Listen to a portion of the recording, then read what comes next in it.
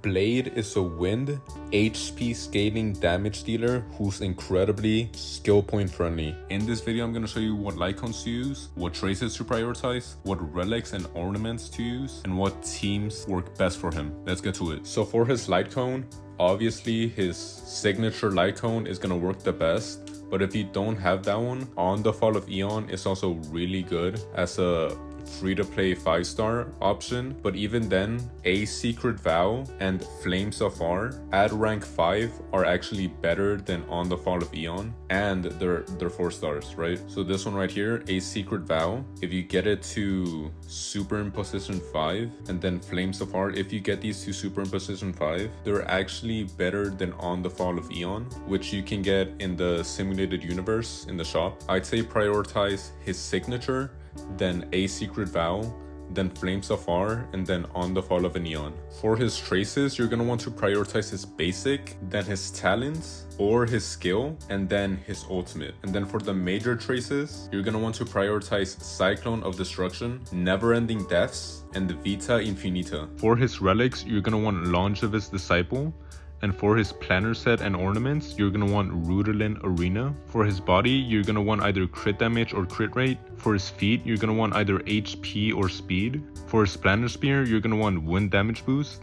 And for his link rope, you're going to want HP. And then for his substats, you're going to want either crit rate or crit damage, speed, or HP percentage. For his teams, a really good option recently dropped, which is Jade, because both of them are able to kind of synergize with together, because Blade gives her the ability to trigger her follow-up attack more often, and then Jade is able to take HP from Blade, which gives him more triggers for his follow-up attack, which again is able to trigger her follow-up attack, so they're a really good synergy together. And then Bronya would be really good for Blade as well, because even though Bronya is pretty skill point unfriendly, Blade is skill point friendly, so that kind of cancels out, and she's able to give him crit damage, damage percentage, and advance, which are really good buffs for Blade considering he doesn't scale off of attack. Another really good option would be Ruan Mei, since she provides Blade with more damage percentage. She gives him rest penetration on his ultimate as well as defense shred if you have her E1, making her one of the best supports for Blade. And then if you have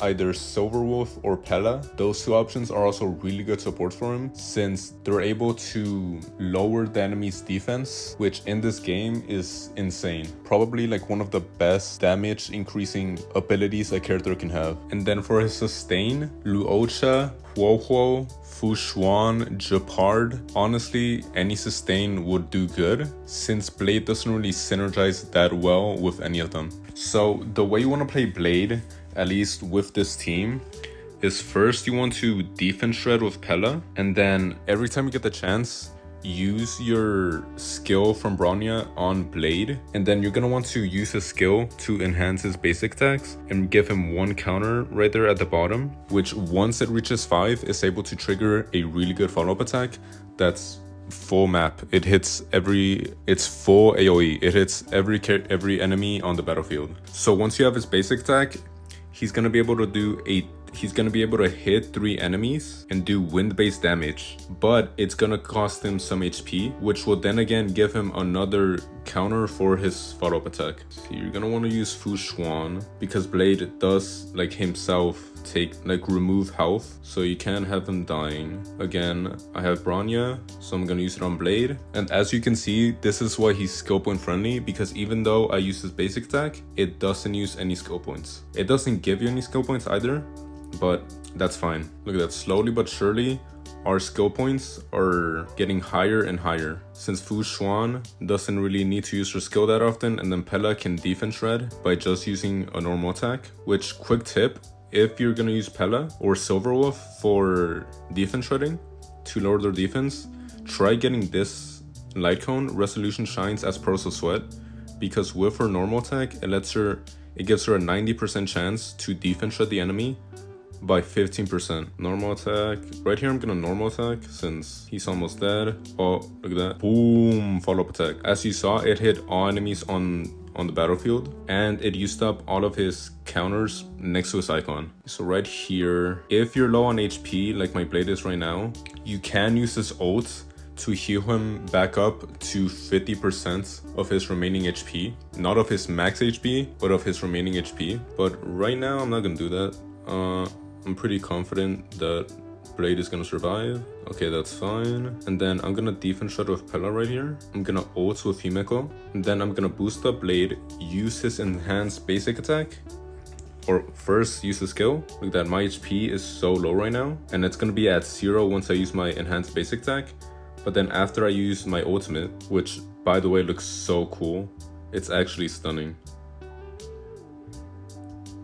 Oh, you can see the eye in the reflection.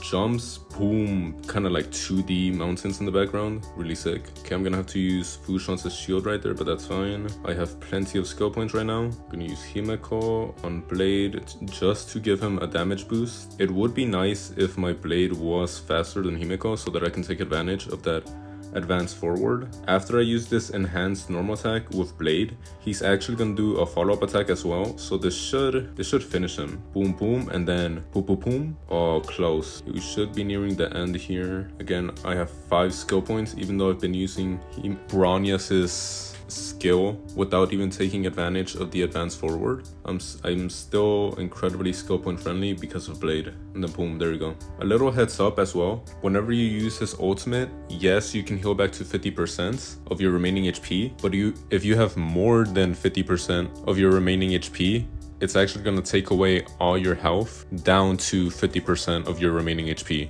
But you can take advantage of that since it'll give him another counter for his follow-up attack. So yeah, that's kind of the whole gist of how he played with Blade. His technique is nothing special really, other than that it looks really cool. But yeah, he's very skill point friendly. His damage scales off of HP, so characters that buff his attack wouldn't really synergize well with him. And then because he takes away his own HP, he really needs a good sustain or else he's gonna be an easy target. So yeah, that's how you build Blade and that's how you use him.